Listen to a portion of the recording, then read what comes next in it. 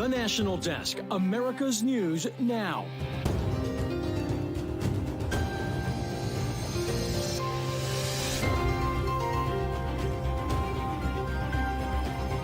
Last month alone, we saw the most illegal crossings in recorded history. It is an unmitigated disaster, a catastrophe. And what's more tragic is that it's a disaster of the president's own design. House Republicans using the border as a backdrop lay the groundwork for the next budget battle while making another big announcement in their effort to oust the DHS secretary. We remain incredibly concerned, as we have been from the outset of this conflict, about the risk of the conflict spreading into other fronts. Explosions rock Iran, further increasing the tensions of a larger regional war. Then the first names associated with Jeffrey Epstein set to be released. What we know about the timeline for the reveal.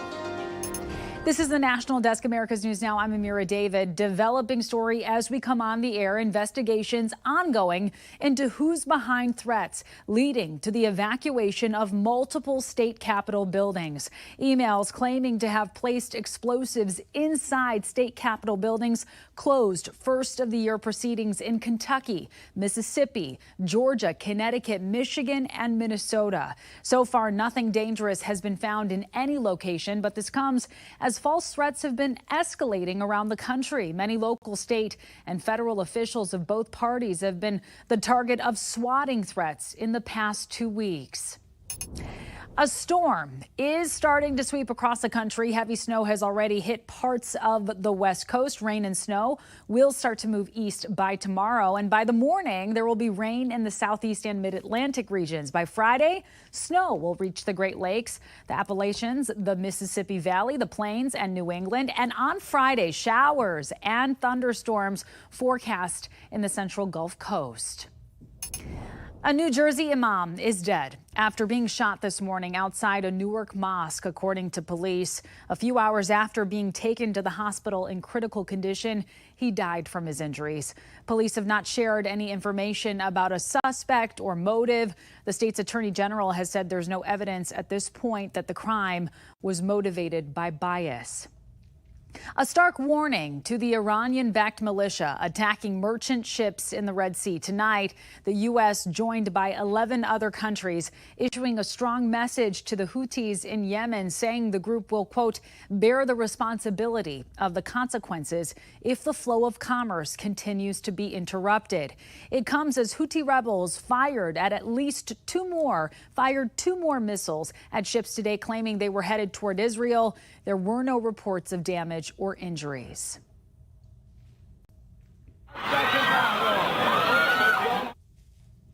You just listened to the explosion and the screams that followed the first of two bombs that went off near Soleimani's gravesite in Kerman, Iran earlier today. As many as 95 people are dead and at least 200 injured in an event honoring slain Iranian General Qasem Soleimani, who was killed in 2020 by a U.S. airstrike. Iran's deputy governor called the explosions a terroristic attack, with the government blaming Israel, saying it will respond with a, quote, crushing response. State Department spokesperson Matthew Miller refuted the claims. I do want to address some of the irresponsible claims that I have seen circulate and say that, number one, the United States was not involved in any way, and any suggestion to the contrary is ridiculous. And number two, we have no reason to believe that Israel was involved in this explosion. But as Israel watches Iran's response, they also remain on high alert of war escalation from their northern neighbors, namely Hezbollah in Lebanon, following the assassination of a senior Hamas official in Beirut yesterday. While Israel responded to missiles fired by Hezbollah militants in South Lebanon today, Hezbollah's leader gave a speech saying Hezbollah fighters will engage in limitless war if Israel launches an all-out attack on Lebanon, which they have not done so yet. Meanwhile, Israel continues its war in Gaza. The IDF announcing today that an Israeli hostage taken on October 7th by Hamas was killed back in December during a failed rescue operation. It is not known if this hostage was killed by Hamas or Israeli forces. 3 hostages were killed by friendly fire after they had escaped in December. And some good news for the people in parts of central Gaza. Clean water has been restored to the area. The municipality of Deir al-Bala says it repaired a major water line, a critical source of water for many neighborhoods in central Gaza. The UN, of course, saying water and food resources still remain dire for the people of Gaza, with more than 96% of the water supply in Gaza unfit for human consumption. House Speaker Mike Johnson leading a delegation of Republicans to the Texas-Mexico border today. Republicans continue to make the case that the administration has failed in securing the border and insist that border security must be a part of the budget negotiations when Congress comes back into session next week. And let me tell you what our top 2 priorities are right now in summary. We want to get the border closed and secured first, and we want to make sure that we reduce non-defense discretionary spending. That is an important objective. While back in Washington, D.C., Senate Majority Leader Chuck Schumer believes a compromise could be reached as negotiators close the gap on differences. Our negotiators are here now, and they have been negotiating with the administration, who's now very closely involved all over the holiday break. We're making progress. We're closer than we have been, but this is a very difficult issue. But as the steady flow of migrants to our southern border continues, Republican leaders in Congress have given the green light to impeach the Secretary of Homeland Security over the matter. And national correspondent Christine Frizzau has more. The new normal at the southern border has generated deep criticism on Capitol Hill, in particular of Homeland Security Secretary Alejandro Mayorkas. You can honorably resign, or we are going to impeach you. That threat, now a reality. The House of Representatives moving forward with a formal effort to impeach him for misusing taxpayer dollars and refusing to enforce the laws. He's derelict in his duty. He's broken the laws of the United States that have passed Congress. He's lied to Congress. This guy needs to go. DHS calls the effort a distraction with no valid basis to impeach Secretary Mayorkas. Democrats and President Biden accusing Republicans of standing in the way of fixing the broken immigration system.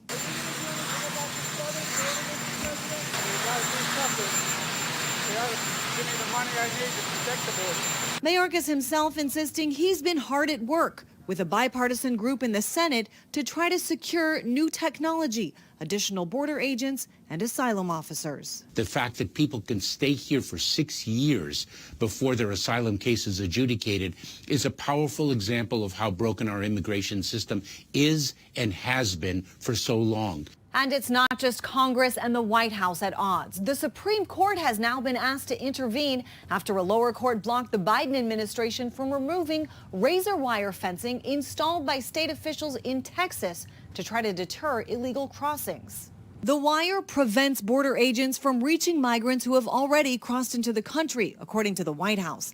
While critics say Texas Governor Greg Abbott installed it because the federal government was failing in its duty to secure the border. It's unconscionable to think that right now, as Governor Abbott is trying to push back and reduce the cartel's ability to push drugs, criminals, national security threats into his state, we have the federal government that's actually trying to assist the cartels with continuing their operation. An operation showing no signs of slowing down. I'm Christine Frizzau reporting for the National Desk, America's News Now. Christine, thank you. And tonight, new details about that deadly plane crash in Japan. The country's transportation ministry now saying air traffic control had not cleared the Coast Guard plane involved in the crash to enter the runway. A Japan Airlines plane caught fire on a runway and hit that Coast Guard aircraft, killing 5 of its crew members. A federal appeals court says Texas can ban emergency abortions, even though HHS says a federal statute takes priority over state laws. The ruling deals a huge blow to the White House's efforts to ensure abortion access after the Supreme Court overturned Roe v. Wade in 2022. The court sides with the Texas Attorney General, who argues state law can't be superseded unless Congress approves it. Brandon Olson, the man accused of firing gunshots inside the Colorado Supreme Court Tuesday morning, appeared in court for the first time to face charges. He is being held on a $100,000 bond. Police said they do not believe this has anything to do with the state Supreme Court's recent decision to remove Donald Trump from the primary ballot. This was supported by his ex-wife, Tori Schumacher, who told the Denver Post that Olson has no political affiliation and had a mental breakdown after she told him on New Year's Eve he could not see their children. And Trump just appealed the Colorado ballot ruling to the U.S. Supreme Court as expected. According to people familiar with the issue, the primary ballot will be certified on Friday. And new numbers on the national debt are in. 2023 ended with it hitting a new record of $34 trillion. Lawmakers return to Congress next week with a tight deadline to fund the government. And as the National Desk's Atra Al-Nashar reports, reining in the deficit is top of mind. America's balance sheet is in trouble. The nation's gross debt reaching the dreaded milestone of $34 trillion, according to the Treasury. Of that, roughly $27 trillion is debt held by the public, and about $7 trillion is debt the Treasury owes other government agencies. Interest rates add to the bill. The debt is growing faster than the national economy, and what that means is that a larger portion of national output merely has to go towards paying the interest on this debt that was previously issued. Consequences of debt this high have already been felt. Back in November, top ratings firm Moody's put the U.S. on notice about losing its perfect AAA rating, in large part over concerns about the government's ability to manage its debt, dealing a blow to confidence in the U.S. as the world's reserve currency. And the less effort we put into addressing our unsustainable fiscal situation, the more we potentially jeopardize that status. On Capitol Hill, House and Senate leaders are negotiating spending levels for a new federal budget, parts of which come due on January 19th. Congress is only able to govern basically by crisis at this point. Committee for a Responsible Federal Budget President Maya McGuinness says the only way the U.S. can get to the point where debt isn't growing faster than the economy is with tough choices across the board, from revenue to programs like Social Security. That means spending, that means major programs that have trust funds, and that means taxes.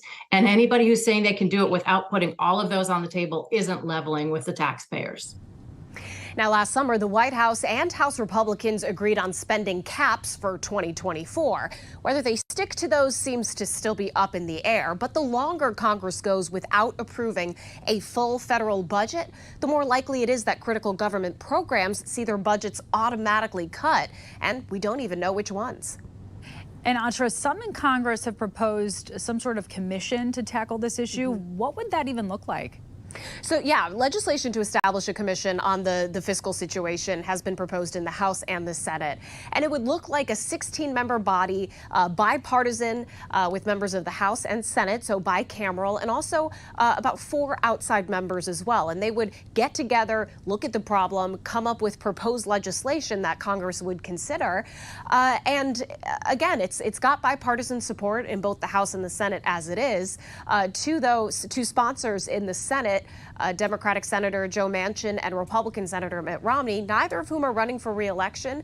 Manchin actually told Politico recently that one of his legislative New Year's resolutions is to get that commission passed. But there's a lot of controversial stuff up in the air in Congress right now, and this seems to be going on the back burner. We'll certainly keep our eyes peeled. It's good news that it's bipartisan in nature, that's for At least, sure. yeah. Yes. Atra Al-Nashar reporting from D.C. Thank you, as always. And coming up here, President Biden is holding his first campaign event of the year on January 6th, how he plans to win over voters. Then Starbucks is making a change in an effort to reduce waste, and it could get you some savings. Then it has been a year since Buffalo Bills player Damar Hamlin collapsed during a game. How he has inspired thousands since then. We'll be right back.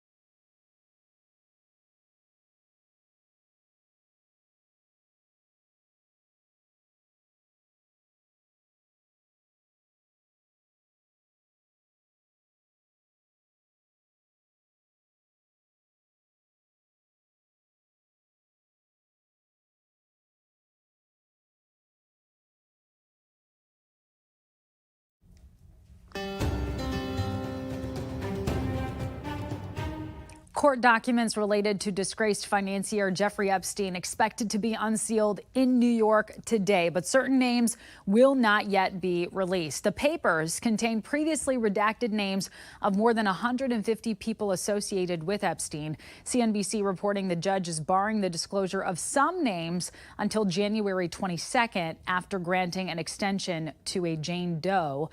The documents stem from a 2015 suit over allegations Epstein's companion, Ghislaine Maxwell, facilitated the abuse of an alleged trafficking victim. President Joe Biden, he will hold his first official campaign event of the new year on January 6th in Valley Forge, Pennsylvania, marking 3 years since the violent Capitol riot that delayed Congress from certifying Joe Biden as president. Biden's campaign says the president will make the case that democracy and freedom, quote, remains central to the fight we're in today. The speech expected to paint former President Trump as a threat to democracy. Trump is also expected to hold 2 campaign events on Saturday. And new numbers show America's job openings dropped in November to the lowest levels we have seen in 3 years. 8.8 million jobs were listed last month, down from 8.9 million in October. It shows that the resilient labor market continues to slow, and the number of people quitting their jobs also fell, suggesting declining confidence in the job market. Ford is recalling more than 100,000 pickup trucks because of a rollaway risk. It covers 2021 to 2023 F-150s with the trailer tow max duty package. The rear axle hub bolt could break, making it so the truck could roll away when it's in park mode. The truck could also lose drive power. Owners can bring the trucks to a dealership for repairs if they hear a clicking or rattling sound. And starting today, you can bring a reusable cup to Starbucks and get it filled in the drive-thru or for a mobile order. The coffee giant says it's a step towards reducing waste by 50% by the year 2030 and part of a shift away from single-use plastics. Just let the barista know that you brought your own clean cup, hand it over without the lid, and if you are a rewards customer, you do get 10 cents off. The idea of using artificial intelligence tools like ChatGPT to diagnose illnesses may be further off than originally thought. Researchers at Cohen Children's Medical Center say in a study that OpenAI's chatbot incorrectly diagnosed a vast majority of pediatric cases. It's one of the first studies that explores the accuracy of bots in healthcare, and researchers say the large language models are trained on internet data and can't tell whether information is reliable. Reports from the CDC now show seasonal illnesses are surging across the U.S. Medical reporter Liz Bonus here to share how to separate the symptoms so you get the right treatment. Hey there, everybody. Those family gatherings, healthcare providers say, let you share memories and gifts, and sadly, also respiratory viruses going around. While many symptoms overlap, if you look at the most common illnesses rising, influenza, COVID is still out there. We're still seeing some RSV. As we've traveled to see family and friends, the NIH reports colds rarely have extreme exhaustion, high fevers, or headaches. But flu and COVID-19 often have all of those, plus a bad cough, trouble breathing, fatigue, and weakness that can last for weeks. Family medicine specialist Dr. Scott Woods says colds also won't likely put you in the hospital, but both the flu and COVID-19 have led to a slew of admissions nationwide, mainly due to... And here it's more like shortness of breath, difficulty breathing type symptoms, severe cough. The latest CDC numbers of note show more than 20 children so far this season have died from flu complications, and COVID is climbing nationwide in our wastewater. Viral transmissions are higher now than they were a year ago at this time. COVID-19 emergency room visits are also up more than 10% this past week, and hospitalizations jumped almost 20%. What to do if you get sick? Right away, get in for antiviral medications if you're at high risk for complications. For the flu, there's Tamiflu, and for COVID-19, there's Paxlovid, if you take them within the window of when symptoms start. For flu, it is 72 hours, and the anti-flu drugs really work best in the first 24 hours, really, but can be given up to the first 3 days. COVID is the first 5 days of symptoms. It's also not too late to get the vaccine against COVID-19, which does appear to protect against the Omicron strains going around. And while it's too soon to know about the flu vaccine and its protection, we do know from the southern hemisphere, where the flu generally comes from the southern hemisphere up to the North America, that it was a pretty good match, about a 60% preventive match against what was going on in the community, and that's good for flu. if you'd like a closer look at this NIH symptom chart, we have that for you online. Providers caution, however, if any symptoms seem to be getting worse instead of better, make sure you seek medical attention. With your health news, I'm Liz Bonus reporting. All right, Liz, thank you. And coming up, the positive impact Buffalo Bills player Damar Hamlin has had on the community a year since he went into cardiac arrest on the field.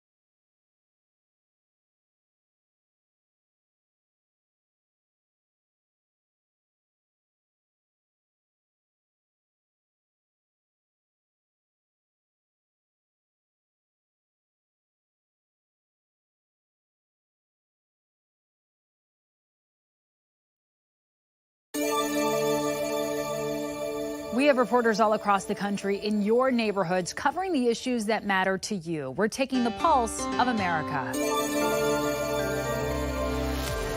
The city of Powell was excited to introduce Alex Hale back in 2019, announcing his hiring on Facebook. But he quit Powell Police in May of last year and now finds himself under indictment facing felony charges. The indictment was handed up last month and accuses him of 3 counts of unauthorized use of the Ohio Law Enforcement Gateway. OLEG, as it's known, is a statewide information sharing network between law enforcement agencies and includes information like driver's license info, arrest records, and more kinds of information used by cops and investigators. On January 2nd, 2023, Bengals and Bills players were ready to face off. In the first quarter, Bills defensive back Damar Hamlin fell to the ground after a tackle and cardiac arrest. Dr. Curry was by Damar's side for the nearly 20 minutes as he received medical care on the field. As the airway management physician, ultimately my job was to manage his airway, which ended up being something that he needed. A week later, doctors released Hamlin from UC Medical Center to finish his recovery in Buffalo. Hamlin returned to the NFL this fall, was back in Cincinnati for the Bills-Bengals game in November. But he's accomplished more than that. UC Health has trained 6 times more people in CPR than in previous years. We're not rescuing pigs anymore. We're coming for them. We want justice. We want these people to go to jail. These people need to learn a lesson. These people need to face the things that they did. Residents in Magalia have seen pigs on the loose in the area, prompting them to call animal control and try to track down the owners of the residents, who they say reportedly moved out of state and left the animals at the property. Community members like Ashley Longway and Kenneth Pishik have taken it upon themselves to come out to Magalia to capture loose pigs, provide them food and shelter. Along with finding the pigs, skulls and other remnants of the animals have been found on the property, prompting them to want action against the property owners for animal abuse and neglect. And coming up, the story behind this photo right here of the most volcanically active world in the entire solar system. We'll explain on the other side.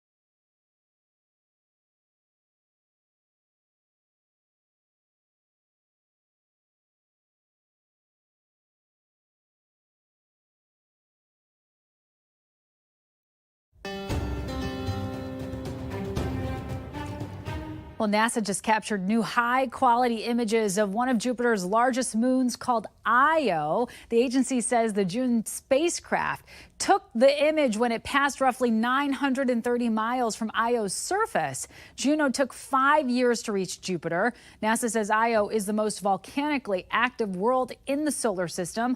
Io's volcanoes are sometimes so powerful that they're seen with large telescopes on Earth. That does it for this edition of the National Desk. I'm Amira David. Thank you so much for watching.